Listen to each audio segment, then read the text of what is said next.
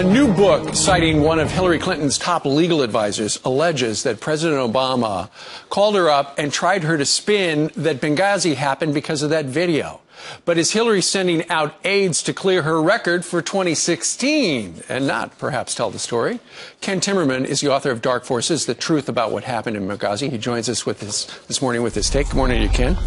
Good morning. How are you, Steve? I'm doing okay. Edward Klein's got a new book out coming up called Blood Feud. In it, he says the night of the attack on September the 11th, the president around 10 o'clock calls Hillary and says, hey, you've got to say it's because of the video. And she eventually, just a couple of minutes later, came out with the story with a press release that said, we're blaming it on a video. Okay, that's what the official record is. What was going on behind the scenes? Well, we know, and I reported in Dark Forces on that phone call between Hillary Clinton and Obama at about 10 o'clock. And we know 8 minutes later, she released the statement from the State Department blaming it on the video. So, it wasn't that one phone call that lined up the story, that created the story.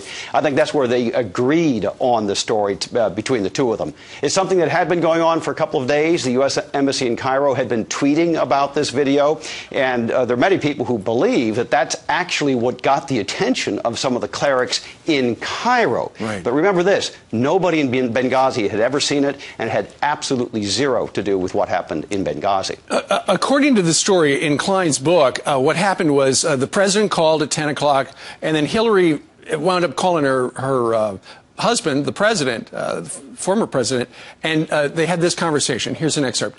That story won't hold up, Bill said. I know, Hillary said. I told the president that. It's an impossible story.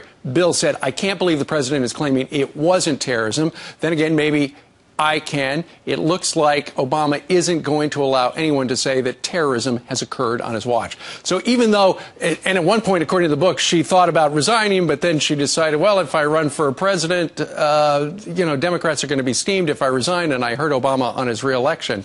But you say this is all a story just put out there by her aides to save her run for 2016 and to deflect against the fact that she had some real responsibilities security-wise, and she failed.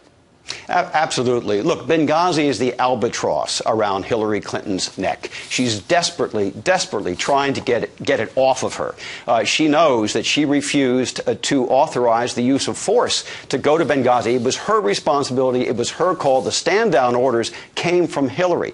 Obama certainly bears responsibility for not standing up U.S. forces, but it was Hillary Clinton that stood down the forces that were actually able to go there that evening. Sure. And to your point, you say that if the president calls her at 10 o'clock and there's a press release out at 10:08, chances are that's just a fable. That's right. But I'm sure she had a conversation with her husband later on, and I'm sure she was unhappy about having to defend this as they went on. But look, this is a desperate ploy to defend her presidential aspirations in 2016. And I talk about this in Dark Forces. We had a foreign emergency support team on the ground. That's right. With U.S. Special Forces. They could have gone there. Hillary would not allow them to leave. All right. Ken Timmerman, the author of Dark Forces. Ken, thank you very much. Thank you.